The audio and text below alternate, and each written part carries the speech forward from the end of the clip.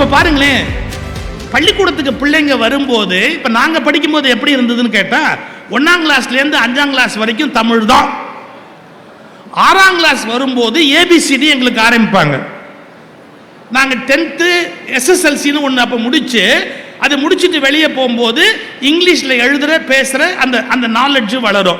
5ஆம் கிளாஸ் வரைக்கும் தமிழ் படித்ததால இன்னைய வரைக்கும் நான்லாம் நோட் புக்கில் எழுதுனா, நான் தமிழ் MA படிக்கல, தமிழ் BA படிக்கல, ஆனால் இக்கு இச்சு இப்பு பிழை வராது, எந்த விதமான வாக்கிய அமைப்பில் சொற்றொடர் அமைப்பிலையும் பிழை வராது. ஏன்னா தமிழும் நல்லா படிச்சுட்டோம். அந்த தமிழை நல்லா படித்ததுக்கப்புறம் இங்கிலீஷ் வந்து உட்கார்ந்துட்டதால இங்கிலீஷையும் நல்லா படிச்சுட்டோம். இதான் சார் சரியான எஜுகேஷனல் பாலிசி. முதல்ல ஒரு நல்ல மொழியில உருவாக்கணும், அப்புறம் அந்த மொழி மூலமா இன்னொன்னு சொல்லி கொடுக்கணும். அப்ப அந்த குழந்தைங்களுக்கு ரொம்ப சுலபமா புரியும், அது 2 மொழியில வல்லமை உடையவனா இருக்கும். இப்ப நீங்க இதுல 3வது மொழியையும் கொண்டு வந்தீங்கன்னா நம் குழந்தைகளை கொல்லுவதற்கு இதை விட ஒரு வேறு வழி உலகத்தில் இல்லை என்பதை புரிந்து கொள்ளுங்கள். இதுக்காக நான் என்னமோ இந்திக்கு எதிரின்னு நினைக்காதீங்க, இல்ல 3வது மொழிக்கு எதிரின்னு நினைக்காதீங்க. இப்ப தெளிவா சொல்லிட்டு போறேன். 5ஆம் கிளாஸ் வரைக்கும் தமிழ் படிக்கணும், 6ஆம் கிளாஸ்ல இருந்து ஆங்கிலம் படிக்கணும். அவன் SSLC முடிச்சிட்டு காலேஜ் போனதுக்கு அப்புறம் இப்ப நம்ம பிள்ளைங்க எந்த வேலைக்கு எந்த நாட்டுக்கு போறாங்கன்னு தெரியாது. இவன் ஜெர்மனிக்கு போவானா, பிரான்ஸுக்கு போவானா, ஐரிஷ் கண்ட்ரி போவானா, இங்கிலாந்து போவானா, இல்ல வேற ஆப்பிரிக்க நாடுகளுக்கு எங்கேயாவது வேலைக்கு போவானா? ஏன்னா உலகம் முழுக்க எல்லா நாடுகள்லையும் வேலை வாய்ப்பு இருக்கு. இந்தியாவிலேயே நார்த் இந்தியாவுக்கு இவன் போறானா அப்படின்னு. 3வது மொழி வேண்டான்னு நான் சொல்லல. எப்ப தெரியுமா? அவனாக விருப்பப்பட்டு எங்கு வேலைக்கு போகிறானோ அந்த மொழியை அவன் தேர்ந்தெடுத்து படிக்க அனுமதிக்க வேண்டுமே ஒழிய 3 மொழிகளை ஒரே நேரத்தில் திணிக்காதீர்கள் என்பதுதான் என்னுடைய அறிவுரை. ஏங்க 2 மொழியில படிச்ச நாங்களாம் உறுப்பு இல்லையா? 2 மொழியில படிச்ச அப்துல் கலாம் ஜனாதிபதி ஆகலையா? இந்த உலகத்தில் இதெல்லாம் நடக்காமையா போயிடுச்சு. நம்ம என்ன பண்றோம்? வீம்பு பண்றோம். என்ன வீம்பு பண்றோம்?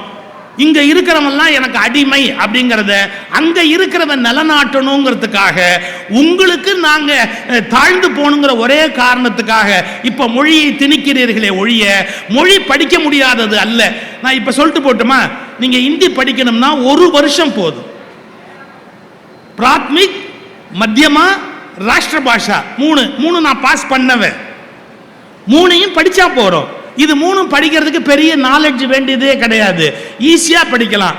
அதோட உங்களுக்கு ஆக்சென்ட்டும் கரெக்டா வரணும்னா 3 சினிமா படம் பார்க்கணும், ஹிந்தி படம் 3 படம் பார்க்கணும். கூட வேணும்னா முடிஞ்சு போச்சு நமக்கு. இந்த 3 கோர்ஸை பாஸ் பண்ணிட்டு 3 சினிமா பார்த்துட்டா நம்ம நார்த் இந்தியனை விட பிரமாதமா ஹிந்தி பேசலாம். ஆனா ஒண்ணு அவசியமானு பார்க்கணும். எனக்கு என்ன சார் நார்த் இந்தியால வேலை இருக்கு, எனக்கு என்ன, நான் எதுக்கு அதை போய் அனாவசியமா எனக்கு சுமக்கணும்? அங்கே கண்டிப்பா அங்க வேலைக்கு போறேன்னு ஏதாவது இருக்கா? ஒண்ணுமே இல்லையே. இதுதான் நம்ம மக்களுக்கு புரியல. இந்த மொழியை படி, இந்த மொழியை படிக்காத, இது ஒஸ்தி, அதெல்லாம் நான் பேசல. 2 மொழியே பிள்ளைகளுக்கு சுமை.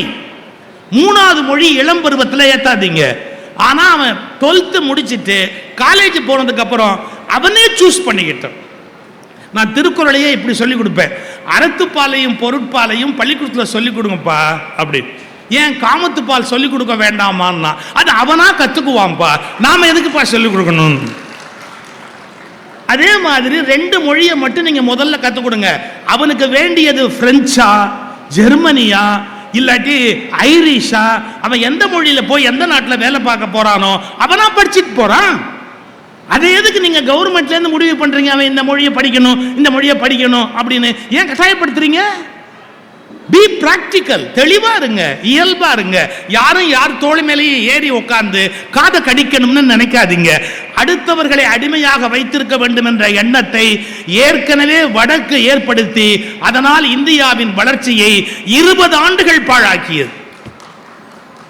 மறுபடியும் அதே மாதிரி ஒரு வேலையை ஆரம்பிச்சா இந்தியாவுடைய நிலைமை என்ன ஆகும்? இப்ப பெரிய பிரச்சனையா அது? அந்த மொழியை படிக்கணுங்கிறது அவ்வளவு பெரிய பிரச்சனையா? நான் காலேஜில் போகும்போதே சொல்வேன், இங்கிலீஷ் மீடியம் வச்சிருந்தா கூட இங்கிலீஷ் மீடியத்தில் கிளாஸ் நடத்தாதீங்க. முதல்ல கிராமப்புறத்திலேருந்து பசங்க வந்திருப்பா, இன்ஜினியரிங்கோ மெடிக்கலோ தமிழ்ல சொல்லிக் கொடுங்க. எப்ப முதல் வருஷம் காலேஜுக்கு வந்த உடனே தமிழ்ல சொல்லி கொடுத்துருங்க. அப்படிலாம் சொல்லி கொடுத்துட்டு புரிஞ்சிருச்சான்னு கேட்டுட்டு அப்புறம் சிலபஸை எழுதி தொலைக்கிறதுக்காக இங்கிலீஷ்ல சொல்லி கொடுப்போம். எவ்வளவு பேர் படிப்பாங்க தெரியுமா? எவ்வளவு பேர் சப்ஜெக்ட் தெரிஞ்சுக்குவாங்க தெரியுமா? ஏன்னா மெடிக்கலை பத்தி அவன் தமிழ்ல புரிஞ்சிட்டான், அப்புறமா ஆங்கிலத்தில் மொழிபெயர்த்து எழுத போறான் பரீட்சையில். கஷ்டமே கிடையாது. பிள்ளைங்களை கஷ்டப்படுத்தக்கூடாதுங்கிறதா நம்ம நோக்கமா இருக்கணுமே ஒழிய அந்த மொழியை திணிக்கிறதா இந்த மொழியை திணிக்கிறதா. நீ தாய்மொழி என்னமோ அதில் சொல்லிக் கொடு, அப்புறமா அதுக்கு மீடியம் ஆஃப் இன்ஸ்ட்ரக்ஷன் என்னவோ அதில் சொல்லிக் கொடு. ஈஸியாக பாஸ் பண்ணிட்டு அவன் பாட்டு போயிட்டே இருப்பான். இன்ஜினியரிங் முழுசா தெரிஞ்சிருப்பான், மெடிக்கல் முழுசா தெரிஞ்சிருப்பான், சப்ஜெக்ட்ல மாஸ்டரா இருப்பான் அந்த பையன். ஏன் நம்முடைய அரசியல்வாதிகள் எதையுமே நேரடியா புரிஞ்சுக்கிறது இல்லை? இவங்களுக்கு மக்கள் நலனை விட அகங்காரம் பெரிதாக இருக்கிறதே ஒழிய மக்கள் நலனை அடிப்படையாக வைத்து சிந்திக்க பழகுங்கள். இவ்வளவுதான் என்னுடைய வேண்டுதல். இப்ப மனசுல என்ன படுதோ அதை நான் சொல்றேன். இப்ப இதுக்கு உதாரணம் சொல்லட்டுமா? சிங்கப்பூர்னு ஒரு நாடு, அந்த நாடு இன்னைக்கு அதனுடைய கரன்சியோட வேல்யூ என்ன அப்படிங்கிறது உங்களுக்கு தெரிஞ்சிருக்கணும். கூகுளில் போய் போட்டு பாருங்க, சிங்கப்பூர்ல $1 நம்ம இந்திய ரூபாய்க்கு எவ்வளவு அப்படின்னு போட்டு பாருங்க. சார், அந்த நாடு தோன்றுகிற போது மலேசியாவால் எட்டி உதைக்கப்பட்ட நாடு, மலேசியாவால் எட்டி உதைக்கப்பட்ட நாடு சிங்கப்பூர். நீங்க எங்களுக்கு சுமை, உங்களையே நாங்க சுமக்கணும் அப்படின்னு துங்கு அப்துல் ரஹ்மான், நாங்க ஏன் உன்னை சுமக்கணும் போ வெளியில அப்படின்னு சொல்லி லீ குவானை வெளியே போய் சொல்லிட்டார். இன்னும் யூடியூப்ல லீ குவான் கண்ணீர் விட்டு பேசின பேச்சு யூடியூப்ல இருக்கு.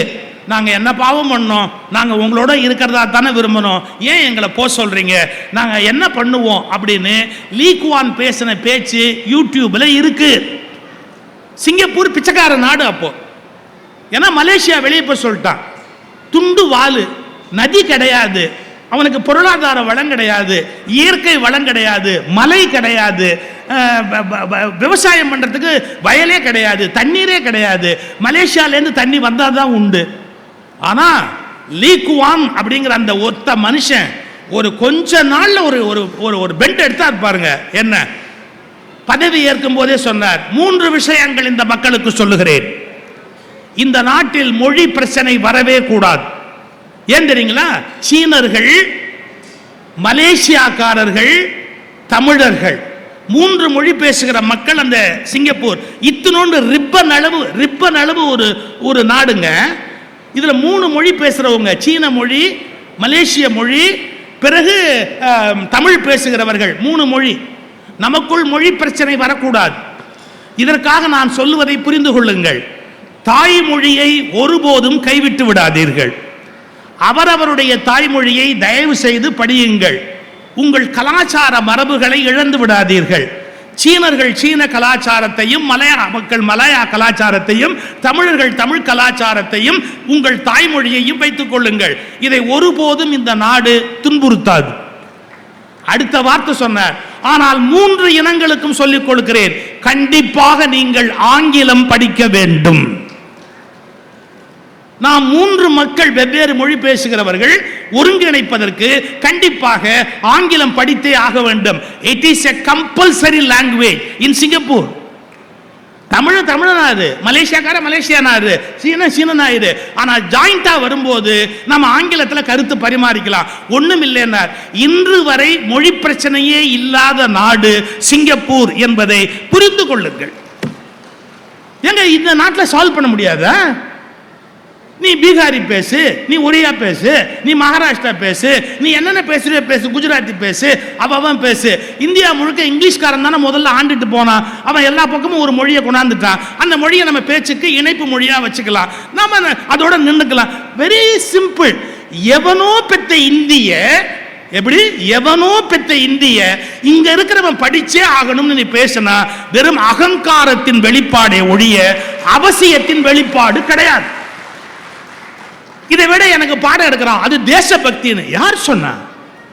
தேசபக்திக்கு அர்த்தம் வேற. ஒழுங்கா வரி கட்டுறது தேசபக்தி.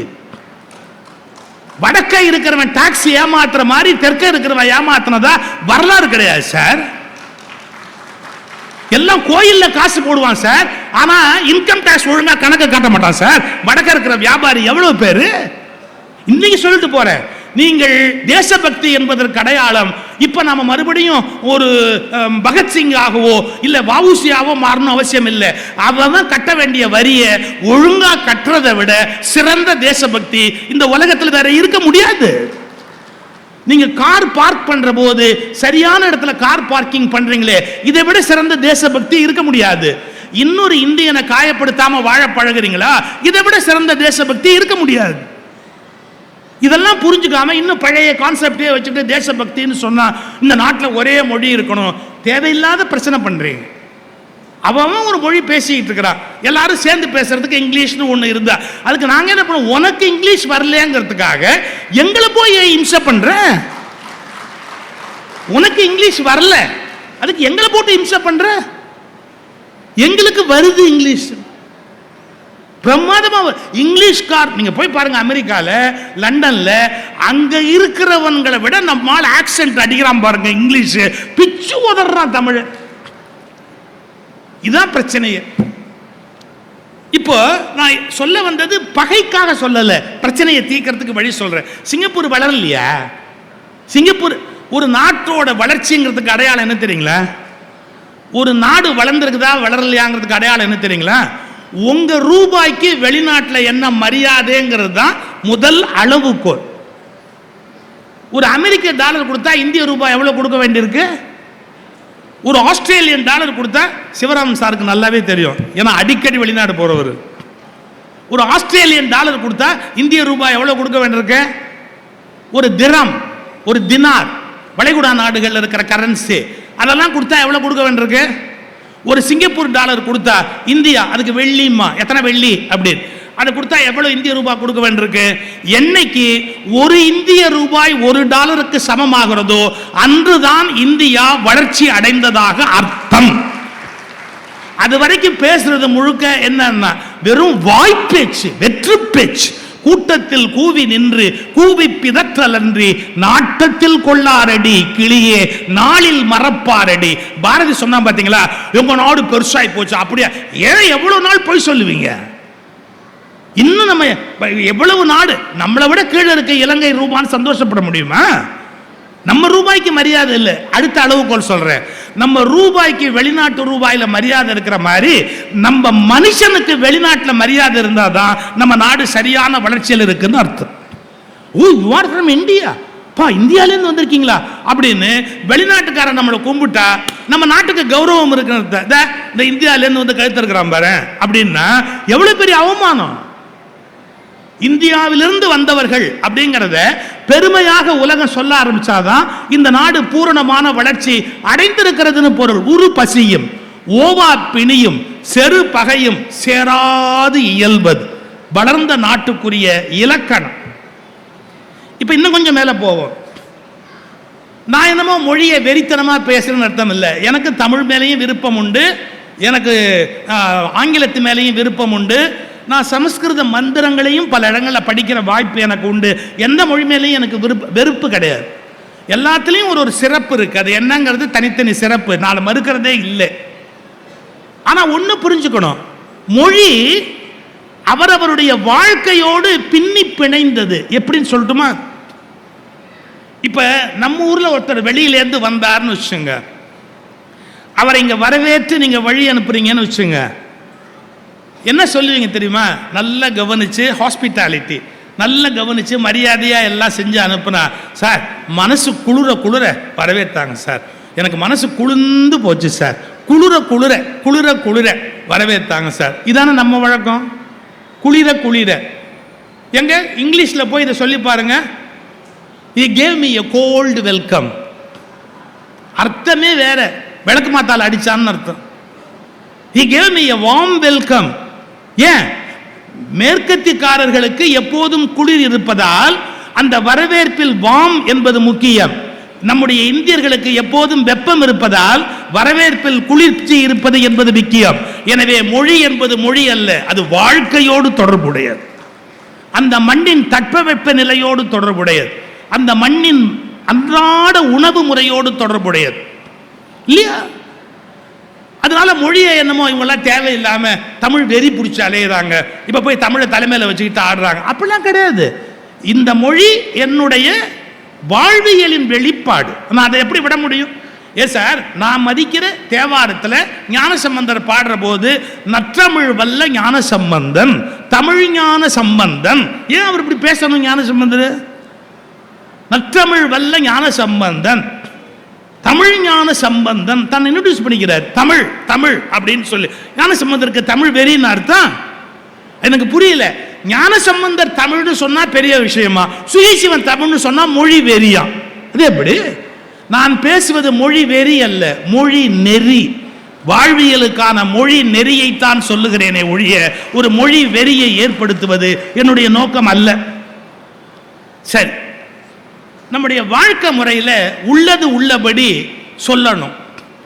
நீங்க பிள்ளை வளர்க்குறீங்களா வளருதான்னு எனக்கு தெரியல. சில பேர் சொல்லுவான் அதுவா வளருது. அதுல வேற ஒரு பழமொழி வச்சிருக்கான், மரத்தை வச்சவன் தண்ணி ஊற்ற மாட்டான். நீ வைக்கலையா? மரத்தை வச்சவன் தண்ணி ஊற்ற மாட்டானா அப்படிங்கிற. அடப்பா, நம்ம தான் நம்ம பிள்ளைய வளர்க்கணும், அதை கவனித்து வளர்க்கணும். ரைட். பிள்ளைய வளர்க்குறதுல என்ன சிக்கல்னு கேட்டிங்கன்னா, அவங்களுக்கு சில விஷயத்தை புரிய வைக்கணும். அதே நேரத்தில் எதை புரிஞ்சுக்க முடியும்னு தெரிஞ்சு அந்த எல்லையோடு புரிய வச்சு நிறுத்தணும். ரொம்ப கஷ்டம். என்னுடைய அபிப்பிராயம், 4 நாட்டுக்கு கூட பிரதமராக இருந்திருக்கலாம், 2 பிள்ளைக்கு அப்பனா இருக்க முடியாது. உண்மை. 4 நாட்டுக்கு பிரதமராக இருந்து பிரச்சனையை சமாளிக்கலாம். ஆனால் ஒரே 2 பிள்ளையை பெற்று ஒன்றா வளர்க்க முடியாது. ஏன் 2ன்னு சொல்கிறேன்னா, 1 இருந்தால் கூட பிரச்சனை இல்லை, 2 இருந்தால் ஒன்னோட ஒன்று கம்பேர் பண்ணி உயிரை எடுத்துக்கிட்டே இருக்கும். அவனுக்கு அதை கொடுத்தா எனக்கு கொடுக்கல, எனக்கு இதை கொடுத்தா அவனுக்கு கொடுக்கல, வீடு அவனுக்கு பெருசாக கொடுத்துட்டு எனக்கு சின்னதாக கொடுத்துட்டேன், எனக்கு ரொட்டி பெருசாக கொடுத்தா எனக்கு சின்னதாக கொடுத்தேன், 2 கம்பேர் பண்ணியே கொள்ளும். நான் என்னமோ என் பிள்ளைகளையோ பேரனையோ பேசுகிறேன் நினைக்காதீங்க. நாங்கள் மொத்தம் 6 பேர் ஒரு வீட்டில். இதில் 2 போயிருச்சான் முதல்ல. செல்லு போக 6 மிச்சம். வீட்டில் 8 பேர் ஒரு வேலைக்கு சாப்பிடணும். அப்பாவுக்கு விருந்தாளி எப்படியும் 2 பேர் இருப்பாங்க. ஏறத்தாழ 10 பேர் சாப்பிடுவோம் வீட்டில். இல்லை என்ன சிக்கல் வரும்னு கேட்டிங்கன்னா, இந்த தீபாவளிக்கு மைசூர் பாக்கெல்லாம் போட்டாங்கன்னு அப்போல்லாம் வீட்டில் தானே செய்வாங்க. ஏன்னா அப்போல்லாம் வீடாக இருந்தது இல்லை இல்லையா? வீடாக இருந்தது இல்லை. அதனால வீட்டில் தான் மைசூர் பாக்கெல்லாம் செய்வாங்க. எங்கள் அம்மாலாம் பண்ணிட்டு இப்படி டைமண்டாக வெட்டுவாங்க அந்த ஒரு இதை. அதில் என்ன பிரச்சனை வரும், தீபாவளிக்கு அம்மாட்ட ஸ்வீட் கேட்டால் கொஞ்சம் இரு, ஓரமாக உதிர்றதெல்லாம் தர்றேன்பாங்க. உருப்படியான ஸ்வீட்டு கொடுக்க மாட்டாங்க, அது அடுத்த வீட்டுக்கு கொடுக்குறதுக்கு. இந்த ஓரமாக உதிர்றதை நாங்கள் 6 பேரும் ரெடியாக பார்த்துக்கிட்டே இருப்போம். அதில் எங்கள் அண்ணனுக்கு ஒன்று, எனக்கு ஒன்று வரிசையாக கொடுப்பான். அதில் ஒன்று பார்த்தா ஒரு 0.5 மில்லிகிராம் கூட இருக்கிற மாதிரி தெரியும். உடனே எங்கள் அண்ணனோட மைசூர் பாக் எப்படி பார்த்துட்டு நான் கேட்பேன், அவனுக்கு கூட இருக்குமா? என்னடா இது, நிறுத்து பார்த்தாடா கொடுக்க முடியும், போங்கடா எல்லாம் போய் சாப்பிடுங்க போங்க. எங்கள் அண்ணன் சொல்லுவான், உன்னை விட எனக்கு பெருசு தெரியுமா, மைசூர் பாக் பெருசு தெரியுமா? ஒட்டு யுத்தமே ஆரம்பிச்சிடும் வீட்டில். அவனுக்கு மட்டும் நீ எப்படி கூட கொடுத்த, அப்புறம் என்ன நான் உன் பிள்ளை இல்லையா, அவன் என்ன ஆச்சாப்பா. எங்கள் அம்மா சொல்லுவாங்க, ஐயோ டே இங்கே வா, அவனுக்கு கூடாது, உன் கையில் இருக்கிற துண்டு அவனுக்கு கொடு, அவன் டக்குனு வாங்கிக்க போ. அம்மா முடிச்சிருவாங்க. அதை கொடுத்துட்டு நான் வாங்கின ஒன்று எனக்கு ஒரு வெற்றி பெருமிதம் வரும் பாருங்க. அதே எங்கள் அண்ணனுடைய பெரிய பீஸ் வாங்கிட்டேன். அவன் கொடுத்துட்டு எனக்கு வாங்கினதுக்கப்புறம் சொல்லுவான், ஒன்று தான் பெருசு, அதை எப்படி வாங்கணும்னு நான் போட்டு வாங்கிட்டேன் பாருங்க. ஐயோ இவ்வளோ நேரம் நான் நடத்தின போரெல்லாம் வீணா போய் அப்போ அதையே கொடுத்துரு. எங்கள் அம்மா சொல்லுவாங்க, கொன்னுடுவேன், நீ தான் அதை கேட்டால் வாங்கின, மரியாதையை வெளியே போய் சாப்பிடு, என்ன பேச்சு பேசுகிறேன். நான் 2 பிள்ளைகள் பெற்று அதை சமாளிக்கிறது எவ்வளோ கஷ்டங்கிறதுக்காக சொல்லிட்டு இருக்கிறேன். கம்பேரிசன் இதெல்லாம் ஒன்றுமே கிடையாதுங்க வாழ்க்கையில். நான் நீங்கள் நல்லா இருக்கணுங்கிறதுக்காக ஒன்று சொல்கிறேன், எப்போதும் உங்களை யாரோடும் ஒப்பிடாதீர்கள். நீங்கள் நல்ல சந்தோஷமாக வாழ்க்கையில் இருக்கணும் அப்படின்னு ஆசைப்பட்டா யாரோடும் ஒப்பிடாதீங்க, எதுக்கும் ஒப்பிடாதீங்க. பணத்திலேயோ, வயசுலேயோ, நோயிலேயோ, ஆரோக்கியத்திலேயோ, சாப்பாட்டிலேயோ எதையுமே நீங்கள் ஒப்பிடாது. சில பேர் ஹோட்டலில் போய் உட்காந்து அடுத்தவன் திங்கிறத எப்படியும் பார்ப்பான். அவன் இப்போ சாப்பிட்றது 3வது தோசை சார், 4 இட்லி முதல்ல சாப்பிட்டான் சார். டேய், அவன் கிரைண்டர் அப்படிடா அரைக்குது, அந்த கிரைண்டர் என்ன போட்டாலும் அரைச்சு தள்ளுற கிரைண்டரு. உன் கிரைண்டர் ரொம்ப வீக்கு, இது வெறும் மிக்சி, அவன் கிரைண்டர். இதுக்கெல்லாம் கம்பேர் பண்ணிட்டு இருக்க முடியுமா? Please don't compare. நீங்கள் உங்களை கம்பேர் பண்ணிக்காத மாதிரியே உங்கள் பிள்ளைகளையும் யாரோடையும் கம்பேர் பண்ணாது. உங்க பிள்ளையை இன்னொருத்தர் அவன் எப்படி படிக்கிறான் பார், அவன் எப்படி மார்க் வாங்குறான் பார், அந்த பொண்ணு எப்படி டான்ஸ் ஆடுது பார், நீ அவன் எப்படி அதெல்லாம் வேணாம். அவன் திருப்பி கேட்பான், அவங்க அப்பா எவ்வளவு பெரிய போஸ்டர் இருக்கான் பார்த்தியா, நீ ஒன்றும் இல்லாமல் தத்தி மாதிரி உட்காந்துருக்கியப்ப, இது தேவையா? யாரும் யாரோடையும் கம்பேர் பண்ணாதீங்க. இது ரொம்ப முக்கியமான விஷயம். இப்போ நான் பிள்ளை வளர்க்குறதுல ஒரு விஷயம் சொல்கிறேன், உள்ளதை சொல்லுகிறேன், என் தலைப்பு அதையும் எனக்கு மறக்காது. எப்படின்னா, யார்கிட்ட எதை எவ்வளவு சொல்லணும்னு ஒரு கணக்கு இருக்கா இல்லையா? எல்லாத்தையும் சொல்ல முடியுமா? அது பொய் இல்லையான்னா இல்லை. நல்லா புரிஞ்சுக்கோங்க, நான் பேசும்போது நிறைய செய்திகள் வைத்திருப்பேன், ஆனால் எல்லோருக்கும் எல்லா விஷயமும் பயன்படும் என்று உறுதி இல்லை. அதைவிட முக்கியம், எல்லோருக்கும் எல்லாம் புரியும் என்றும் நியதி இல்லை.